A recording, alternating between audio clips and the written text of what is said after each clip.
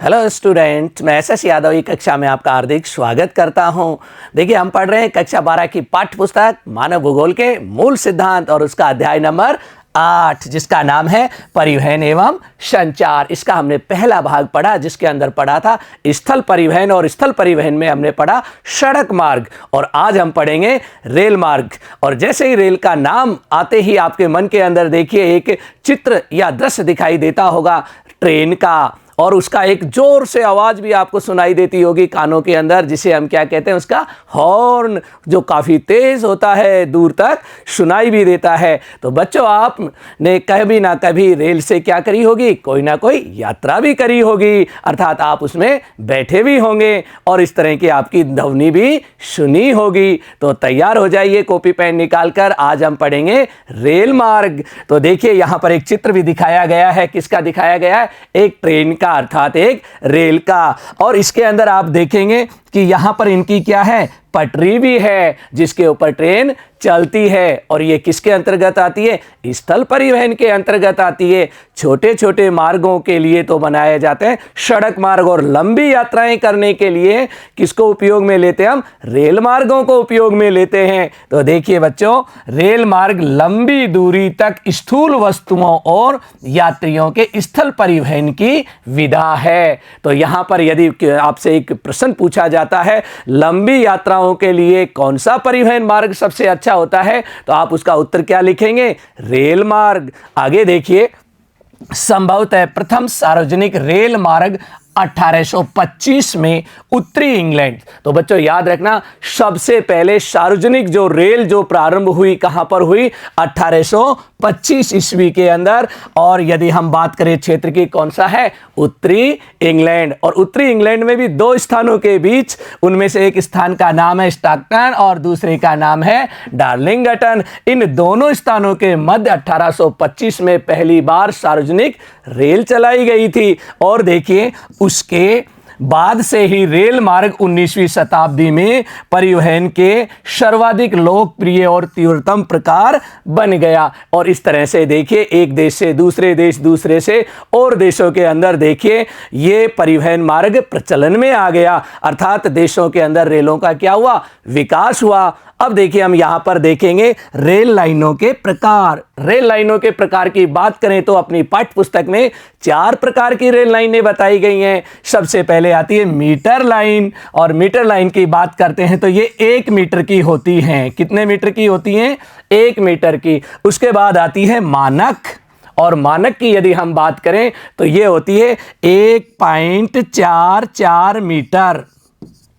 उसके अलावा देखिए बड़ी लाइनें, ये जो बड़ी लाइनें होती हैं ये होती हैं 1.5 के लगभग होती हैं, अर्थात 1.5 मीटर। और फिर आती है देखिए इसमें छोटी लाइन, और छोटी लाइनों की यदि हम बात करते हैं जो क्या होती हैं? 1 मीटर से भी कम की होती हैं। इस तरह से रेल लाइनें कितने प्रकार की हैं? अपने इसमें 4 प्रकार की। अब आगे देखते हैं। देखिए, यहां पर एक चित्र दिखाया गया है जिसके अंदर क्या दिखाई गई है? रेल लाइन दिखाई गई है।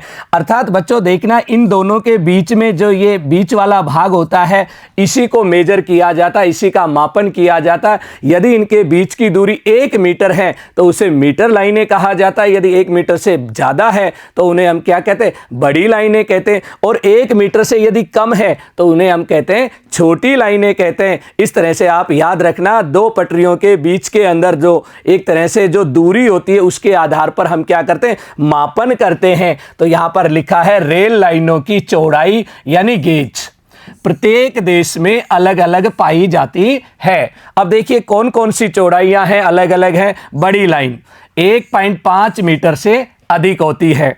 मानक लाइन 1.44 मीटर के लगभग होती है। उसके बाद आता है मीटर लाइन, और ये होती है 1 मीटर की। और उसके बाद आती है छोटी लाइन। छोटी लाइन की यदि हम बात करें 1 मीटर से कम, यानी ये बीच की दूरी क्या होती है? 1 मीटर से कम होती है। और देखिए, मानक लाइन का उपयोग ब्रिटेन में किया जाता है। ये परीक्षा में पूछा जा सकता है। ये जो मानक लाइनें हैं इनका प्रयोग कौन से देश में किया जाता है? इनका प्रयोग है ब्रिटेन में। अब देखिए बात ये आती है कि भारत में कौन सी रेल लाइनें हैं। भारत में देखिए ज़्यादातर मीटर लाइनें भी हैं, मीटर से कम भी हैं और बड़ी लाइन भी हैं, लेकिन धीरे धीरे देखिए भारत के अंदर भी इन रेल लाइनों को बड़ी लाइनों में बदला जा रहा है। आगे देखिए, दैनिक आवागमन की रेलें ब्रिटेन, संयुक्त राज्य अमेरिका, जापान और भारत में अत्यधिक लोकप्रिय हैं। तो देखिए, एक तो ब्रिटेन है, एक संयुक्त राज्य अमेरिका और जापान और भारत के अंदर देखिए कौन सी ट्रेनें चलती है। दैनिक आवागमन, दैनिक आवागमन का मतलब है यात्रियों को डेली ले जाना और उनको वापस लाना। उसके बाद है ये दैनिक गाड़ियां नगरों में प्रतिदिन लाखों यात्रियों को ले जाती हैं और ले आती हैं, यानी लेकर जाती भी हैं और लेकर आती भी हैं। उसी को क्या कहा जाता है? आवागमन कहा जाता है। और देखिए, विश्व में लगभग 13 लाख किलोमीटर लंबे रेल यातायात मार्ग हैं। अगर पूरे विश्व में हम देखें तो रेल जो मार्ग हैं वो कितने बताए गए हैं? लगभग 13 लाख किलोमीटर लंबे संपूर्ण विश्व के मार्ग हैं ये। आगे देखिए, एक एक महाद्वीप में देखते हैं। सबसे पहले आता है यूरोप महाद्वीप के अंदर रेल मार्ग। तो यूरोप में हम पढ़ते हैं, यूरोप में विश्व का सघनतम रेल तंत्र पाया जाता है। यदि यह एग्जाम में पूछा जाए कौन से महाद्वीप में रेल तंत्र का घनत्व सबसे अधिक पाया जाता है, तो आप उसका उत्तर क्या लिखेंगे? यूरोप महाद्वीप। और यदि देश की भी बात करें, यूरोप में कौन सा देश है, तो उसका उत्तर लिखेंगे बेल्जियम देश। तो देखिए आगे, यहां रेल मार्ग लगभग 4,40,000 किलोमीटर लंबे हैं। तो इनकी लंबाई कितनी बताई गई है? 4,40,000 किलोमीटर लंबे हैं, जिनमें से अधिकांश दोहरे अथवा बहुमार्गी हैं। तो यह भी याद रखना, यहां पर देखिए एक जाने के लिए है रेल मार्ग और एक आने के लिए, दो पटरियां एक साथ बनाई गई हैं। बेल्जियम में रेल घनत्व सर्वाधिक अर्थात प्रति 6.5 वर्ग किलोमीटर क्षेत्र पर लगभग 1 किलोमीटर पाया जाता है। तो यह भी याद रखना कि सर्वाधिक घनत्व कौन से देश में पाया जाता है? यूरोप का एक देश है जिसका नाम क्या है? बेल्जियम। इस तरह से देखिए हम दो क्वेश्चनों को यहां पर याद करेंगे। एक तो सर्वाधिक रेल तंत्र पाया जाता है यूरोप महाद्वीप और सर्वाधिक घनत्व पाया जाता है बेल्जियम में। आगे पढ़ते हैं, देखिए लंदन, पेरिस, मिलान, बर्लिन और वार्सा महत्वपूर्ण रेल के केंद्र हैं। अब देखिए बच्चों, यहां हम देखेंगे ये यूरोप का मानचित्र है और यूरोप के मानचित्र में देखिए हम यहां पर देखेंगे लंदन कहां पर है, पेरिस कहां पर है, मिलान, बर्लिन और वार्सा। तो एक एक करके यदि हम बात करते हैं, लंदन, लंदन देखिए इंग्लैंड के अंतर्गत ये जो द्वीप समूह देख रहे हो इसको कहा जाता है ब्रिटिश द्वीप। और यहां पर देखिए एक जगह है जिसका नाम क्या है? लंदन। तो कहां पर है ये?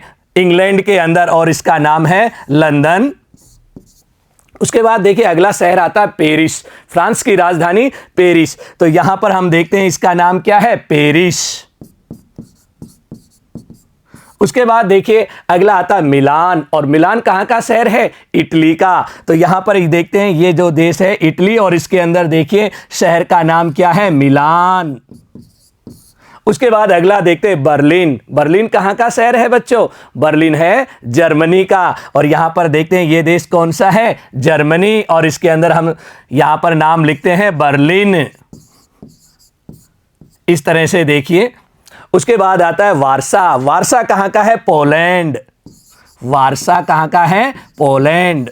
तो इस तरह से देखिए ये महत्वपूर्ण रेल के क्या है? केंद्र हैं। कौन से महाद्वीप में? यूरोप में। और यूरोप के मानचित्र पर हमने इनको क्या किया? प्रदर्शित भी किया। अब आगे बढ़ते हैं, देखिए मॉस्को में भूमिगत रेल मार्ग और दैनिक आवागमन की गाड़ियां भी महत्वपूर्ण हैं। मॉस्को देखिए कि कौन से देश के अंतर्गत आता है ये शहर, या हम कहें मॉस्को किस देश की राजधानी है? रूस की राजधानी का नाम क्या है? मॉस्को। तो इसका सीधा सा संबंध कौन से देश से है? रूस।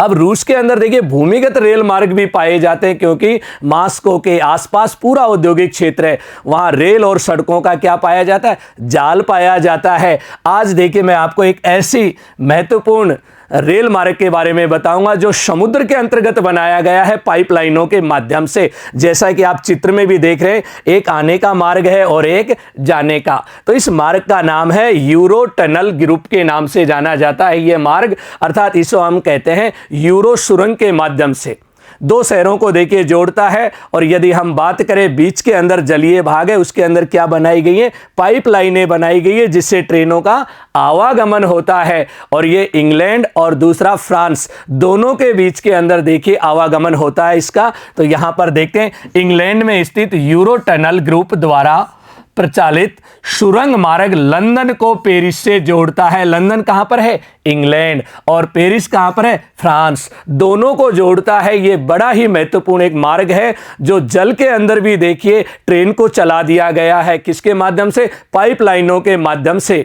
तो इस तरह से देखिए एक महत्वपूर्ण मार्ग है जिसका चित्र भी आप लोगों को दिखाया गया है। आगे चलते हैं अगले महाद्वीप पर, और अगला महाद्वीप आता है उत्तरी अमेरिका के रेल मार्ग। तो देखिए यहां पर हम देखेंगे उत्तरी अमेरिका।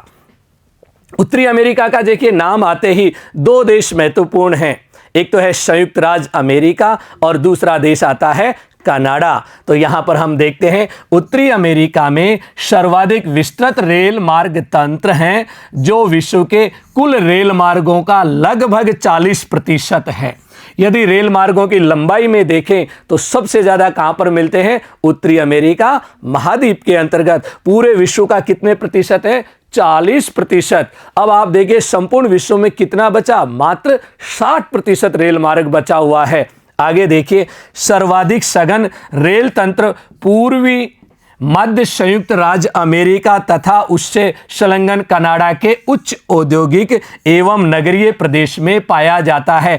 सबसे ज्यादा यदि इस महाद्वीप में हम देखें तो यहां पर सर्वाधिक जो घनत्व है वो कहां पर है, पूर्वी संयुक्त राज्य अमेरिका के अंतर्गत पाया जाता है। वहां पर महान झीलें हैं, औद्योगिक शहर हैं, औद्योगिक केंद्र हैं, नगरीय केंद्र हैं और जनसंख्या का घनत्व भी काफी अधिक पाया जाता है। और इसी क्षेत्र में रेलों का जाल भी बिछा हुआ है। आगे देखिए कनाडा में रेल मार्ग सार्वजनिक सेक्टर में हैं। तो कौन से क्षेत्र में आते हैं, सार्वजनिक क्षेत्र में, और पूरे विरल जनसंख्या वाले क्षेत्रों में वितरित हैं। क्योंकि कनाडा देखिए एक बहुत बड़ा देश है और उसके जो जनसंख्या का घनत्व पाया जाता है वो पाया जाता है देखिए यूएसए की सीमा के आसपास। बाकी तो देखिए बर्फीला क्षेत्र बर्फ से ढका हुआ है, वहां जनसंख्या का घनत्व अधिक नहीं है। वहां जनसंख्या कैसे पाई जाती है, एक तरह से हम ये कह सकते हैं विरल रूप में पाई जाती है। तो इस तरह से देखिए हम यहां पर देखते हैं उत्तरी अमेरिका। और अब चलते हैं अगले महाद्वीप की ओर जिसका नाम क्या है, ऑस्ट्रेलिया। और ऑस्ट्रेलिया एक देश भी है और एक महाद्वीप भी है क्योंकि आकार की दृष्टि से काफी बड़ा है। अब नए वर्गीकरण में देखिए ऑस्ट्रेलिया को ओशिनिया महाद्वीप के अंतर्गत भी पढ़ाया जाता है। तो यहां पर देखते हैं हम ऑस्ट्रेलिया के रेल मार्ग। ऑस्ट्रेलिया में लगभग 40,000 किलोमीटर लंबे रेल मार्ग हैं जिसका 25% अकेले न्यू साउथ वेल्स में पाया जाता है। यह इसका एक राज्य है। न्यू साउथ वेल्स क्या है, एक राज्य है। यहां पर यदि हम देखें ऑस्ट्रेलिया में 6 राज्य, 2 केंद्र शासित प्रदेश हैं। उनमें से एक राज्य है जिसका नाम है न्यू साउथ वेल्स। और न्यू साउथ वेल्स में ही देखिए काफी जनसंख्या है और वहीं पर देखिए रेल मार्ग और सड़क मार्गों का क्या पाया जाता है, जाल पाया जाता है। आगे देखिए पश्चिमी पूर्वी ऑस्ट्रेलिया राष्ट्रीय रेल मार्ग पर्थ से सिडनी तक एक छोर से दूसरे छोर तक जाती है। तो कहने का मतलब है यहां देखिए ऑस्ट्रेलिया का एक पूर्वी किनारा और एक पश्चिमी किनारा, दोनों पर 2 शहर स्थित है। एक का नाम पर्थ और दूसरे का नाम क्या है, सिडनी। दोनों को जोड़ने वाला एक रेल मार्ग भी है, उसे हम आगे देखेंगे मानचित्र के अंदर जब विश्व के महामार्गों को हम देखेंगे जो एक महाद्वीप से दूसरे महाद्वीप में भी हैं। आगे देखिए न्यूजीलैंड, यहां का एक दूसरा देश है न्यूजीलैंड जिसे दक्षिण का ब्रिटेन भी कहा जाता है। न्यूजीलैंड में रेल मार्ग मुख्यतः उत्तरी द्वीप में पाए जाते हैं। न्यूजीलैंड देखिए 2 भागों में बटा हुआ, प्रमुख रूप से उत्तरी न्यूजीलैंड और दक्षिणी न्यूजीलैंड, 2 द्वीप हैं जहां पर इसकी सर्वाधिक जनसंख्या पाई जाती है। तो सर्वाधिक जनसंख्या उत्तरी जो इसका द्वीप है उसमें ज्यादा है, इसलिए वहां रेल और सड़कों का जाल भी अधिक पाया जाता है। आगे देखते हैं अगला महाद्वीप दक्षिणी अमेरिका के रेल मार्ग। अब दक्षिणी अमेरिका के रेल मार्गों की यदि बात करें तो देखिए यहां पर दक्षिणी अमेरिका में रेल मार्ग दो प्रदेशों में सघन हैं। यानी यहां पर यदि रेल मार्गों के बारे में पूछा जाए, दक्षिणी अमेरिका में सर्वाधिक रेल मार्ग पाए जाते हैं, दो क्षेत्र हैं यहां पर। और देशों की यदि हम बात करें तो दो देश हैं और दो क्षेत्र हैं। सबसे पहले आता है अर्जेंटीना। अर्जेंटीना में देखिए घास के मैदान पाए जाते हैं, शीतोष्ण कटिबंधीय घास के मैदान, और जिन्हें कहा जाता है पंपास। पंपास क्या है? ये शीतोष्ण घास के मैदान, शीतोष्ण घास के मैदान। और यहां पर जो खेती की जाती है वो किसकी की जाती है? गेहूं की खेती की जाती है, और इसीलिए इस क्षेत्र के अंदर सर्वाधिक गेहूं का क्या होता है? उत्पादन होता है। दूसरा क्षेत्र देखिए ब्राजील। ब्राजील के कॉफी उत्पादक प्रदेश। तो देखिए ब्राजील का जैसे ही नाम आता है तो हमें याद आता है कॉफी। ब्राजील को कहा जाता है कॉफी का घर, क्योंकि विश्व की सर्वाधिक कॉफी का उत्पादन कहां पर होता है? ब्राजील में होता है। और ब्राजील के अंतर्गत ही विश्व के अंदर सर्वाधिक निर्यात करने की क्षमता भी है, अर्थात विश्व में सर्वाधिक कॉफी का निर्यात करने वाला देश भी कौन है? ब्राजील। उत्पादन करने में तो है ही पहला स्थान, लेकिन निर्यात में भी पहला स्थान है। और यहां पर इतनी ज्यादा कॉफी निर्यात होती है कि उसे एक तरह से ये कहें कि रेल मार्गों द्वारा देखिए बंदरगाह तक पहुंचाया जाता है। आगे देखते हैं, दक्षिणी अमेरिका के शेष देशों में केवल चिली एकमात्र ऐसा देश है जहां महत्वपूर्ण लंबाई के रेल मार्ग हैं। तो देखिए यहां पर हमने देखा अर्जेंटीना, दूसरा देश ब्राजील, और तीसरा जो देश आता है कौन सा है? दक्षिणी अमेरिका का चिली। यहां पर भी रेल मार्ग काफी महत्वपूर्ण है। आगे देखते हैं, देखिए पेरू, बोलीविया, इक्वेडोर, कोलंबिया और वेनेजुएला, ये छोटे छोटे देश है। पेरू है, बोलीविया है, इक्वेडोर है और कोलंबिया है, और वेनेजुएला में छोटे छोटे एकल मार्ग वाली रेल लाइनें पाई जाती हैं। रेल मार्ग तो हैं, लेकिन कैसे हैं? दोहरे रेल मार्ग नहीं है यहाँ। कैसे हैं? एकल रेल मार्ग पाए जाते हैं। और देखिए यहाँ केवल एक महाद्वीप पारीय रेल मार्ग है जो एंडीज पर्वतों के पार 3900 मीटर की ऊंचाई पर अवस्थित उस्पालाटा दर्रे से गुजरता हुआ ब्यूनस आयर्स अर्जेंटीना को वालपैराइजो से मिलाता है। यानी कहने का मतलब यह है कि यहां जो दक्षिणी अमेरिका में एक पर्वत पाया जाता है जिसका नाम क्या है? एंडीज। और इस पर्वत को पार करने के लिए देखिए एक ही रेल मार्ग बनाया गया है, और वो अर्जेंटीना और चिली के दो शहरों के बीच में है। और वहां से होकर एक दर्रा भी है जिसका नाम क्या है? उस्पालाटा। चलो अब इस चीज को हम मानचित्र पर देखते हैं। और यहां मानचित्र देखिए, मैंने आपके लिए एक भौतिक मानचित्र को यहां पर देखिए रखा है, और भौतिक मानचित्र में आप देखें तो यहां एक पर्वतमाला है जिसका नाम है एंडीज पर्वत। कौन सी पर्वतमाला है? एंडीज पर्वतमाला।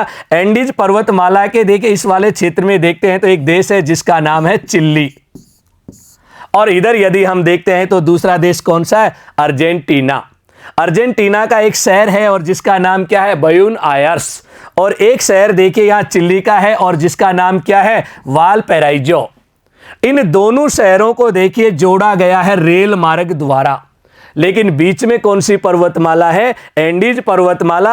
और एंडीज पर्वतमाला के अंतर्गत देखिए एक दर्रा पाया जाता है, उस दर्रे का नाम क्या है? उस्पालाटा दर्रा। और इसी दर्रे से होकर ये रेल मार्ग गुजरता है जो दो शहरों को जोड़ता है। बाकी कहीं से भी ये देखिए पर्वतमाला बीच में कटी फटी नहीं है। यहां छोटे छोटे रेल मार्ग जरूर हैं, जैसे पेरू, बोलीविया, इक्वेडोर और उसके अलावा कोलंबिया, उसके अलावा वेनेजुएला। इन देशों में एकल और छोटे छोटे रेल मार्ग पाए जाते हैं, लेकिन बड़े रेल मार्गों की यदि हम बात करें तो एक तो था ब्राजील, और ब्राजील में देखें तो यहां पर घास के मैदान, और दूसरा देखिए यहां पर है अर्जेंटीना।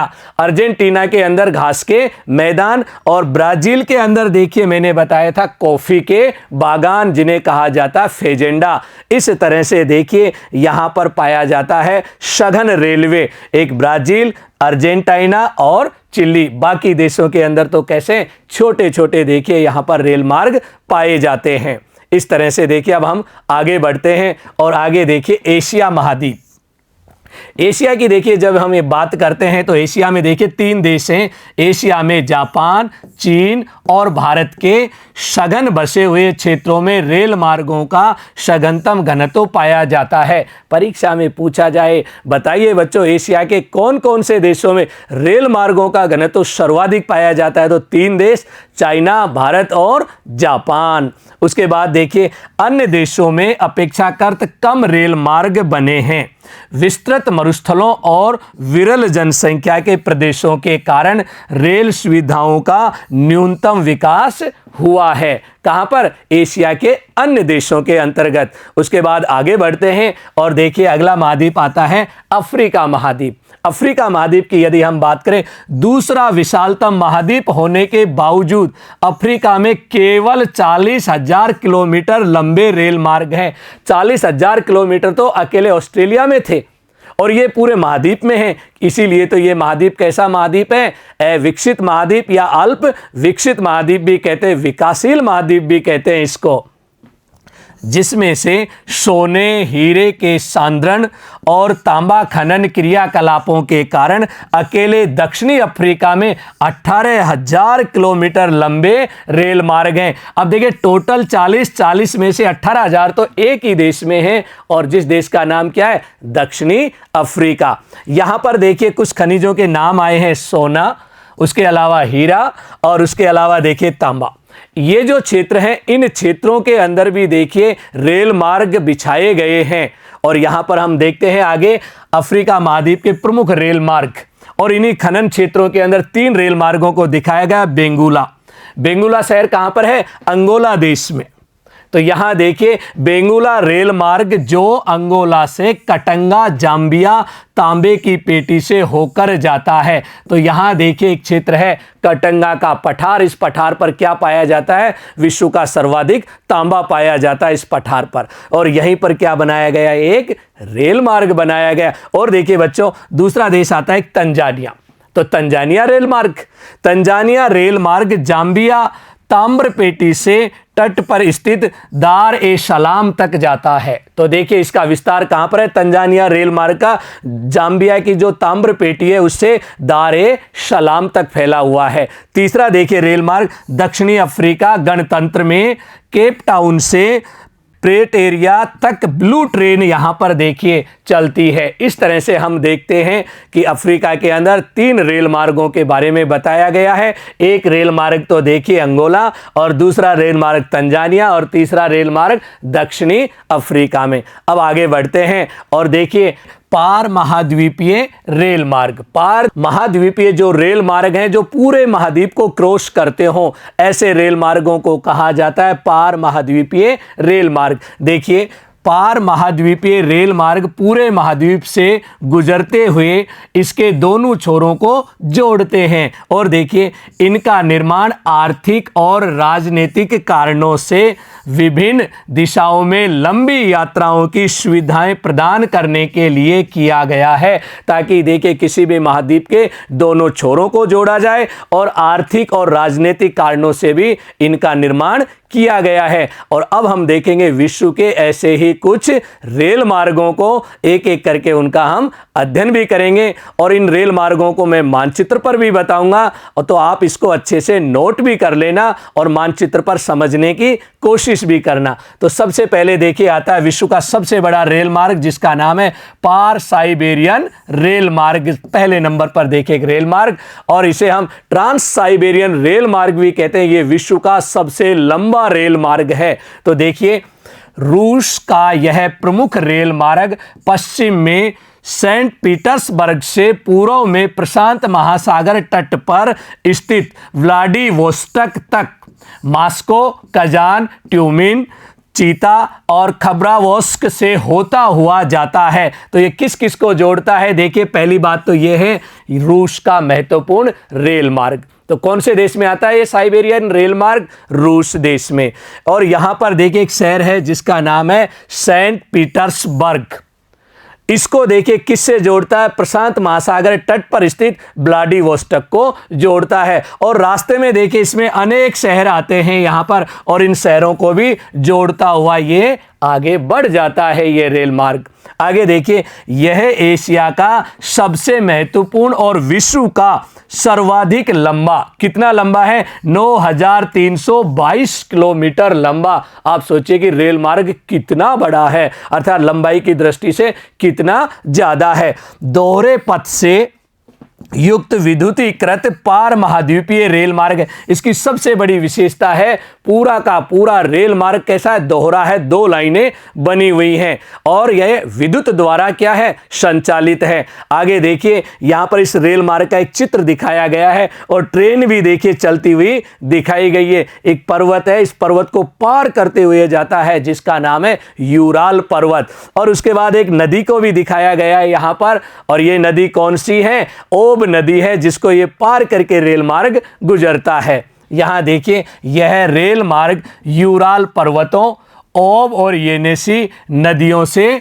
गुजरता है। तो याद रखना, कौन से पर्वत को पार करके जाता है, यूराल पर्वत को पार करके जाता है, क्योंकि यह विश्व का कैसा है, सबसे लंबा रेल मार्ग है। आगे देखिए इसकी विशेषताएं। चीता एक शहर है, यहां पर देखिए, चीता एक महत्वपूर्ण कृषि केंद्र है और इरकुट्स्क एक फर का केंद्र है। यहां पर देखिए फर, और यहां पर यदि हम बात करें तो किसका, देखिए कृषि का केंद्र बताया गया। कृषि के यहां औजार भी मिलते हैं। आगे देखिए, इस रेल मार्ग को दक्षिण से जोड़ने वाले योजक मार्ग भी हैं, अर्थात दक्षिण से बहुत सारे छोटे छोटे रेल मार्ग भी आते हैं जो इसको क्या करते हैं, जोड़ते हैं। जैसे कुछ एग्जाम्पल हैं, ओडेसा कहाँ से आता है, यूक्रेन से आता है। उसके बाद दूसरा देखिए, कैस्पियन तट पर एक जगह है जिसका नाम क्या है, बालू, और बालू कहाँ पर है, ताशकंद, और ताशकंद और बालू को यदि हम देखें तो कहाँ पर है, देश का नाम है उज्बेकिस्तान। यहां से भी ये रेल मार्ग आता है। उसके बाद है उलन बटोर,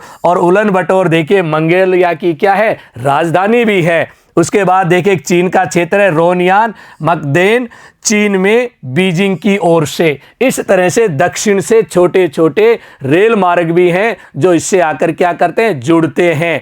इस तरह से ये कौन सा था, विश्व का सबसे लंबा रेल मार्ग। अब इस रेल मार्ग को देखिए हम मानचित्र पर देखते हैं, तो ये पूरा का पूरा देखिए मानचित्र है रूस का वह है, और रूस के अंदर देखिए हम यहां पर देखते एक शहर है जिसका नाम है सेंट पीटर्सबर्ग, और यहां रूस की राजधानी है मॉस्को। तो ये प्रारंभ कहां से होता है, रूस के सेंट पीटर्सबर्ग। और यदि दिशाओं की बात करें तो ये कौन सा भाग है, पूर्वी भाग, और ये कौन सा भाग है, पश्चिमी भाग। पश्चिमी भाग से ये रेल मार्ग शुरू होता है सेंट पीटर्सबर्ग से, और मॉस्को से होता हुआ कजान, और यहाँ से विभिन्न शहरों से गुजरता हुआ देखिए ये आगे की ओर बढ़ जाता है। देखिए साइबेरिया के दक्षिणी भाग से होता हुआ, और यहाँ एक शहर आता है जिसका नाम है चीता, और किसके लिए प्रसिद्ध है, कृषि के औजारों के लिए, कृषि के केंद्र के रूप में प्रसिद्ध है। इसके बाद देखिए खब्रवोस्क को होता हुआ कहाँ पहुँच जाता है, यहाँ पर यदि हम देखें जगह है व्लादिवोस्टोक। कौन सा तटीय क्षेत्र है, ये इसका पूर्वी तटीय क्षेत्र है। तो कहने का मतलब विश्व का सबसे लंबा रेल मार्ग कहां से कहां तक, सेंट पीटर्सबर्ग से लेकर व्लादिवोस्टोक देखिए फैला हुआ, और यहां तो महासागर है और उस महासागर को जोड़ता है। कौन सा महासागर है यहां पर, प्रशांत महासागर, और प्रशांत महासागर के तट पर ही स्थित है। उस शहर का नाम है व्लादिवोस्टोक। इस तरह से यह विश्व का क्या था, सबसे लंबा रेल मार्ग। अब दूसरा देखिए, एक और मार्ग पढ़ते हैं, नंबर 2, पार कैनेडियन रेल मार्ग। जैसा कि नाम से ही है, कैनेडियन का मतलब है कनाडा। कनाडा देश के अंतर्गत भी एक पार महाद्वीपीय क्या है, रेल मार्ग है। तो देखिए कनाडा की यह 7050 किलोमीटर लंबी रेल लाइन पूर्व में, यहां पर देखिए शहर का नाम बताया गया हैलिफैक्स से प्रारंभ होकर मॉन्ट्रियल, ओटावा, विनिपेग और कलगैरी से होती हुई पश्चिम में प्रशांत महासागर तट पर स्थित शहर का नाम है वैंकूवर तक जाती है। तो कहने का मतलब ये जो रेल मार्ग है कहां से कहां तक है, हैलिफैक्स से लेकर वैंकूवर तक फैला हुआ है, जिसकी लंबाई है 7050 किलोमीटर। और इसके बीच के अंदर अनेक शहर आते हैं, जैसे मॉन्ट्रियल है, ओटावा है, विनिपेग है, कलगैरी है, और इन्हें हम मानचित्र पर भी देखेंगे। आगे पढ़ते हैं। इसका निर्माण 1886 में मूल रूप से एक संधि के अंतर्गत पश्चिमी तट पर स्थित ब्रिटिश कोलंबिया को राज्यों के संघ में सम्मिलित करने के उद्देश्य से किया गया। यहां पर देखिए कनाडा एक राज्य है जिसका नाम है ब्रिटिश कोलंबिया, और ये जो ब्रिटिश कोलंबिया था इसे जोड़ना था किसके अंदर, कनाडा संघ के अंतर्गत, इसलिए इस रेल मार्ग का क्या किया गया, निर्माण किया गया। और देखिए इसकी विशेषताएं, बाद के वर्षों में क्यूबेक मॉन्ट्रियल औद्योगिक प्रदेश को प्रेरीज, जिसे कहा जाता प्रेरी प्रदेश की गेहूं मेखला और उत्तर में शंकुधारी वन प्रदेश से जोड़ने के कारण इस रेल मार्ग का महत्व बढ़ गया। अब देखिए इस रेल मार्ग के आसपास जो क्षेत्र पाए जाते हैं, एक तो क्या है, घास के मैदान, और जिस पर खेती किसकी होती है, गेहूं की। और ये जो प्रेरी घास का मैदान है ये जाना जाता है किसके नाम से, गेहूं की मेखला के नाम से जाना जाता है। दूसरा देखिए यह शंकुधारी वनों का क्षेत्र है, तो कहने का मतलब है यहां लकड़ी उद्योग काफी प्रचलित है, उसके लिए भी देखिए यहां पर इस रेल मार्ग का क्या किया गया, विकास। आगे देखिए विश्व की सबसे बड़ी गेहूं मंडी जिसका नाम है विनीपेग, विनीपेग से ठंडर खाड़ी जो कहां पर है, सुपीरियर झील तक एक संवृत मार्ग इस रेल लाइन को विश्व के सर्वाधिक महत्वपूर्ण जल मार्गों में से एक से गेहूं और मांस इस मार्ग द्वारा किए जाने वाले महत्वपूर्ण निर्यात हैं। आप देखिए इस रेल मार्ग द्वारा दो चीजों का निर्यात भी किया जाता है, एक गेहूं और दूसरा क्या है, मांस का। गेहूं की सबसे बड़ी मंडी कौन सी है, विनीपेग, कहां पर है, कनाडा में, और इसी रेल मार्ग पर स्थित। यह लाइन कनाडा की आर्थिक धमनी भी कहलाती है। तो यह एग्जाम में पूछा जा सकता है, कनाडा की आर्थिक रूप से जो धमनी है कौन से रेल मार्ग को कहा जाता है, और रेल मार्ग हमारे पास कौन सा है, पार कनाडियन रेल मार्ग। और जो देखिए यहां पर नाम भी लिखा हुआ है, पार कैनेडियन रेल मार्ग, इसे कनाडा की क्या कहा जाता है, आर्थिक धमनियां भी कहा जाता है। अब आगे बढ़ते हैं और मानचित्र पर देखते हैं। देखिए इसे मानचित्र पर यदि हम देखें, ये कौन सा देश दिखाया गया है, कनाडा देश, जो डार्क कलर के अंदर है, और बाकी जो आप देख रहे हो ये अलग प्रदेश है, ये तो सागरीय क्षेत्र है, और यहाँ पर भी क्या है, सागर। और सागर की बात करें तो प्रशांत महासागर, और इधर यदि हम बात करें तो अटलांटिक महासागर। और देखिए यहाँ पर हम देखते हैं प्रशांत महासागर के जो तटीय क्षेत्र है, यहाँ पर एक जगह है और जिसका नाम है वैंकूवर। वैंकूवर से देखिए यहाँ से ये रेल मार्ग प्रारंभ होता है, वैंकूवर से होते हुए कैलगरी आता है, उसके बाद देखिए विनीपेग जो विश्व की सबसे बड़ी क्या है, गेहूं मंडी। उसके बाद ये मार्ग देखिए आगे बढ़ जाता है, फिर एक शहर आता है कैडबरी, और उसके बाद आता है ओटावा, और ओटावा के बाद आता है मॉन्ट्रियल, और मॉन्ट्रियल के आगे आता है क्यूबेक, और उसके बाद ये रेल मार्ग देखिए आगे की तरफ बढ़ जाता है, और यहाँ पर देखिए एक शहर आता है सिडनी, और उसके बाद आता है हैलिफैक्स। कहां पर है, अटलांटिक महासागर के तटीय भाग पर। और इधर यदि हम बात करें तो ये देखिए कौन सा है, प्रशांत महासागर का तटीय क्षेत्र। इस तरह से आप देख सकते हो किसका है, प्रशांत महासागर का तटीय क्षेत्र, और जगह का नाम क्या है, वैंकूवर। और इधर अटलांटिक महासागर में कहां तक है, ये हैलिफैक्स तक। तो ये भी एक महत्वपूर्ण रेल मार्ग है, और ये रेल मार्ग कौन से देश का है, कनाडा देश का रेल मार्ग है। इस पर काफ़ी शहर हैं, अगर आप देखेंगे ज़्यादातर शहर तो देखिए यहीं पाए जाते हैं। इसके कौन कौन से, कैडबरी है, ओटावा है, मॉन्ट्रियल है, और क्यूबेक जैसे शहर यहाँ पर स्थित हैं। अब आगे पढ़ते हैं अगला रेल मार्ग। ये देखिए रेल मार्ग है यूएसए का, संघ और प्रशांत रेल मार्ग, और विशेषकर ये कौन से देश में है, संयुक्त राज्य अमेरिका।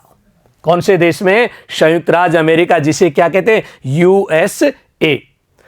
यह रेल लाइन अटलांटिक तट पर स्थित न्यूयॉर्क को क्लीवलैंड, शिकागो, ओमाहा और इवांस और सैक्रामेंटो से होती हुई प्रशांत तट पर स्थित सैन फ्रांसिस्को से मिलाती है। तो कहने का मतलब है न्यूयॉर्क से कहां तक है, ये सैन फ्रांसिस्को तक ये रेल मार्ग का निर्माण किया गया, और इसे कहा जाता संघ और प्रशांत रेल मार्ग। कौन से देश में, यूएसए में। आगे देखिए, इस मार्ग द्वारा किए जाने वाले सर्वाधिक मूल्यवान निर्यात, अब देखिए यहां से निर्यात होता है क्या है, एक तो अयस्क, और क्या है, अनाज, कागज, रसायन और मशीनरी का क्या किया जाता है, इस रेल मार्ग से निर्यात किया जाता है। आगे देखिए इस रेल मार्ग को मानचित्र पे, और मानचित्र में यहां देखते हैं ये अटलांटिक महासागर, अटलांटिक महासागर के यहां पर देखिए एक शहर है जिसका नाम है न्यूयॉर्क।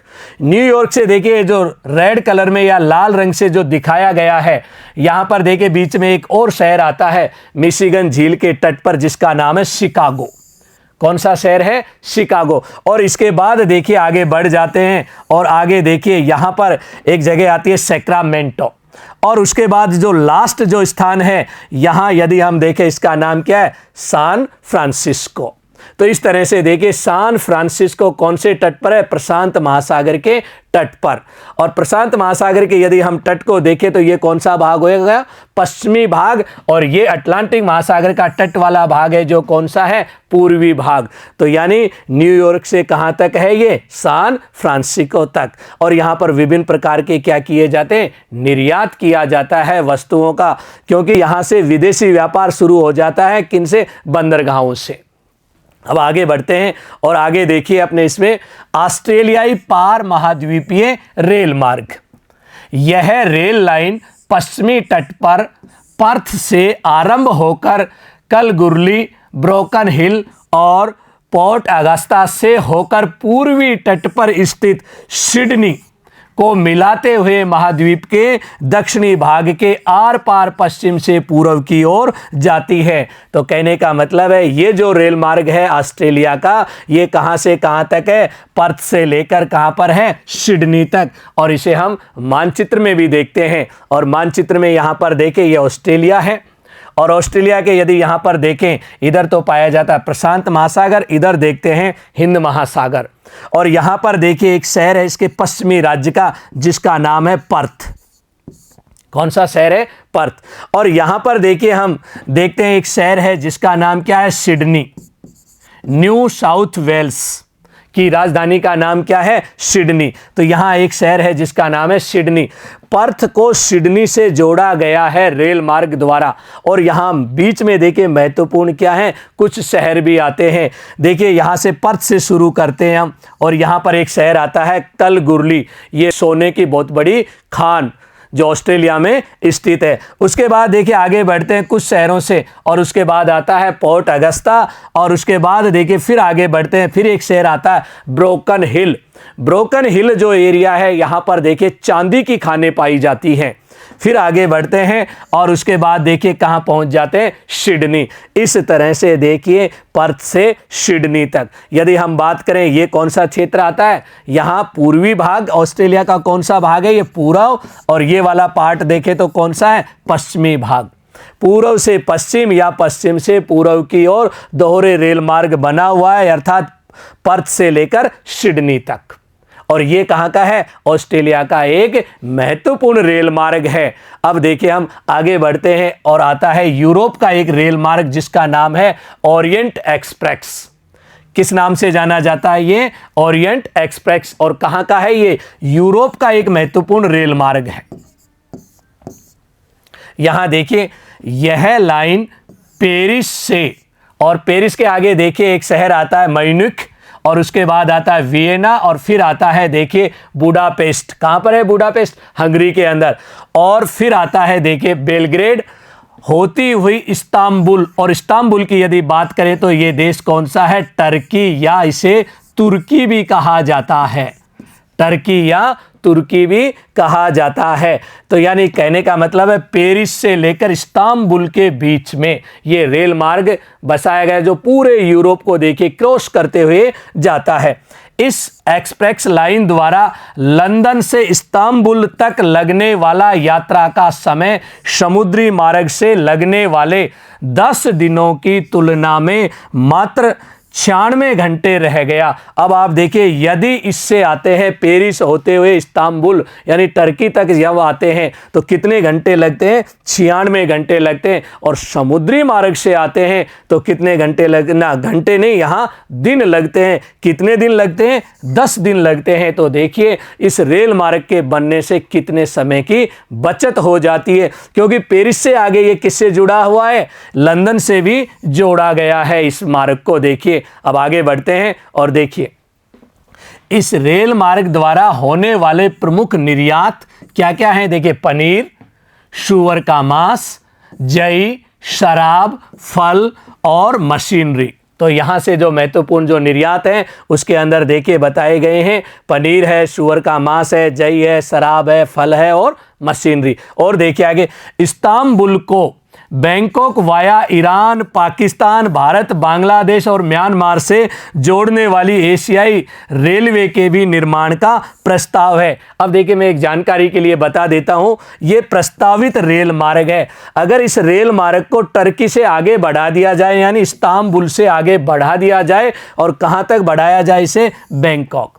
बैंकॉक कहां का देश है? दक्षिणी पूर्वी एशिया का एक शहर है जिसका नाम क्या है? बैंकॉक। तो इसे यहां से यहां तक बढ़ा दिया जाए तो बीच में कई देश आएंगे, जैसे ईरान, पाकिस्तान, भारत, बांग्लादेश और म्यांमार।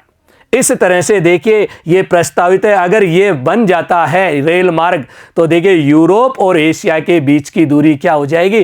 काफ़ी कम हो जाएगी, और बहुत सारे देशों को इसका आर्थिक लाभ भी होगा। और उसके अलावा देखिए बहुत सारी, हम एक तरह से कह सकते हैं कि आर्थिक लाभ के साथ साथ राजनीतिक उद्देश्यों की भी क्या होंगी? इससे पूर्ति होंगी। तो ये मार्ग कहाँ से है? पेरिस से लेकर इस्तांबुल तक तो बना हुआ है। अब प्रस्ताव है इसे एशिया से भी जोड़ा जाए, अर्थात इसे आगे बढ़ाया जाए। अब देखिए इसी मार्ग को मानचित्र में भी दिखाया गया है। यहां पर आप देखिए, फ्रांस की राजधानी पेरिस, और पेरिस से होता हुआ देखिए बेसल, और बेसल से होता हुआ देखिए ऑस्ट्रिया, और ऑस्ट्रिया के अंदर देखिए उसकी राजधानी वियना, और वियना के बाद आता हंगरी देश, और हंगरी देश की राजधानी बुडापेस्ट होता हुआ रोमानिया देश, और रोमानिया के बाद आता है बुल्गारिया, और बुल्गारिया से होते हुए यहाँ पर आता है जिस देश का नाम है टर्की, और जगह का नाम है इस्तांबुल। यहाँ से यहाँ तक ये रेल मार्ग बना हुआ है, जो यूरोप का क्या है? महत्वपूर्ण रेल मार्ग है। और इस तरह से देखिए अपना आज का जो चैप्टर था वो क्या था? विश्व के प्रमुख रेल मार्ग। और विश्व के प्रमुख रेल मार्गों को हमने एक एक करके देखा, जो पूरे महाद्वीप को क्या करते हैं? क्रॉस करते हुए, अर्थात जोड़ते हुए भी हैं। और इसके अलावा देखिए हमने महाद्वीपों वार भी देखिए रेल मार्गों को पढ़ा, और सबसे ज़्यादा देखिए यदि घनत्व देखते हैं तो यूरोप का एक देश था जिसका नाम क्या था? बेल्जियम। इस तरह से आज का अध्याय हमारा क्या हो जाता है? समाप्त हो जाता है, जिसका नाम था रेल मार्ग। अब इसके बाद देखिए अगला जो मैं भाग लेके आऊँगा उसके अंदर हम देखेंगे जल मार्गों को। तो बच्चों देखिए एटलस के ऊपर जितने भी ये मार्ग दिखाए गए हैं आप लोगों को, उनको अंडरलाइन करने की कोशिश करना, उन स्थानों को ढूंढने की भी कोशिश करना जिनको मैंने बोला है। जैसे यहां पर हम बात करें इस्तांबुल, दूसरा देखिए मैंने बोला है पेरिस। और जब आप देखिए एटलस का प्रयोग करेंगे तो ये चीजें आपको स्थायी रूप से भी क्या होंगी? याद होंगी। अगले भाग में फिर मिलते हैं, तब तक के लिए सभी को नमस्कार।